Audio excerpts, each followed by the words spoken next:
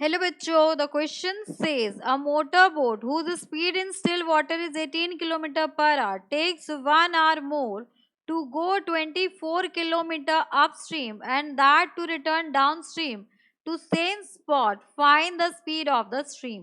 यहाँ पे क्वेश्चन ये कह रहा है कि एक मोटर बोट है जिसकी बोट की स्पीड जो है स्टिल वाटर में वो 18 किलोमीटर पर आवर है। ये 1 घंटा ज्यादा लेगा अगर ये 24 किलोमीटर अपस्ट्रीम जाए then to return the same distance downstream.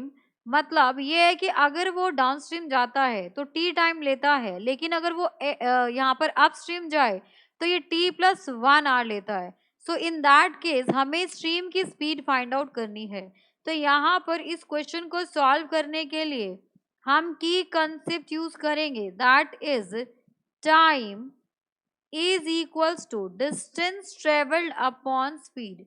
क्या डिस्टेंस ट्रेवल हुआ है अपॉन कितनी डिस्टेंस है, यहाँ से आपके पास टाइम आएगा। अब यहाँ पर देखो आपको क्या वैल्यूज गिवन है। यहाँ पर पहले हम समझते हैं कि अप स्ट्रीम डाउन स्ट्रीम होता क्या है। अगर आपकी वाटर स्ट्रीम जो है इस डायरेक्शन में फ्लो हो रही है एंड बोट भी आपका इसी डायरेक्शन में मूव कर रहा है तो इसे हम कहते हैं डाउन स्ट्रीम। और इस केस में बोट की जो रिलेटिव स्पीड होती है वो ऐड हो जाएगी, b प्लस डब्ल्यू हो जाती है। बट अगर आपकी स्ट्रीम जो है इस डायरेक्शन में है एंड बोट आपकी अपोजिट डायरेक्शन में मूव कर रही है तो इसे हम कहते हैं अप स्ट्रीम। एंड इस केस में बोट की जो रिलेटिव स्पीड होती है वो b माइनस डब्ल्यू होती है, यानी कि स्पीड डिक्रीज हो जाती है, इसीलिए ज्यादा समय लगेगा। अब यहाँ पर देखिए 18 किलोमीटर पर आवर हमें b की वैल्यू गिवन है कि b जो है वो 18 किलोमीटर पर आवर है। इसमें b जो होता है ये आपका speed of boat in still water है and w is speed of steam.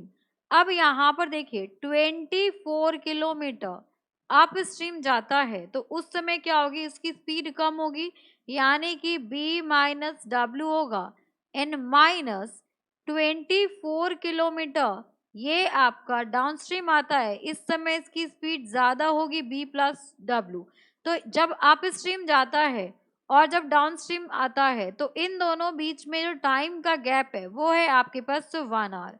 अब इसको हमें सॉल्व करना है तो यहाँ पर b की वैल्यू 18 हमें पता है तो ये हो जाएगा आपके पास 24 अगर कॉमन ले लिया जाए and b is 18 so 1 upon 18 minus W n minus 1 upon 18 plus w is equals to 1 are given है। सो ये हो जाएगा 24। इसको सॉल्व करेंगे so 18 plus W minus 18 and minus minus plus W upon ये हो जाएगा आपके पास 18 square minus W square because a minus B A plus B is equals to A square minus B square. यहाँ पे फॉर्मूला लिख लेते हैं।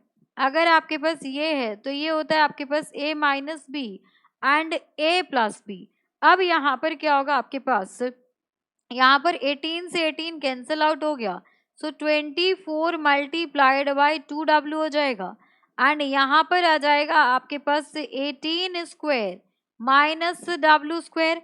अब इसे सिंप्लीफाई करेंगे तो यहाँ पर हो जाएगा, इसको इधर ले आइए, so W square plus 48w and 18 का स्क्वायर इज 324 इक्वल्स टू 0। अब यहाँ पर हम फैक्टर थ्योरम का यूज करेंगे, फैक्टर्स बनाएंगे 324 के, तो यहाँ पे इसे फैक्टराइज करेंगे और इसके फैक्टर्स ऐसे होने चाहिए जो प्लस माइनस करने पे 48 दें। तो यहाँ पर हो जाएगा आपके पास W square plus 54w minus 6w, इसको प्लस माइनस करेंगे तो 48w, इनको मल्टीप्लाई करेंगे तो 324 आ जाएगा इक्वल्स टू 0। यहाँ से मैं w कॉमन ले लूँ तो w प्लस 54 आ जाएगा, यहाँ से माइनस 6 कॉमन ले लिया तो again w plus 54 equals to 0 हो जाएगा। अब यहाँ से आ जाएगा आपके पास w minus 6 equals to 0 and w plus 54 equals to 0। So w की वैल्यू एक 6 आ जाएगी एंड w की वैल्यू माइनस 54 और हमें पता है speed can't be negative, speed कभी भी नेगेटिव नहीं हो सकती। Therefore speed of stream will be equals to 6 kilometre per hour. तो यहाँ पर स्ट्रीम की स्पीड हो जाएगी 6 kilometre per hour. This is the final answer. Hope you understood it very well. Thank you so much. Best of luck.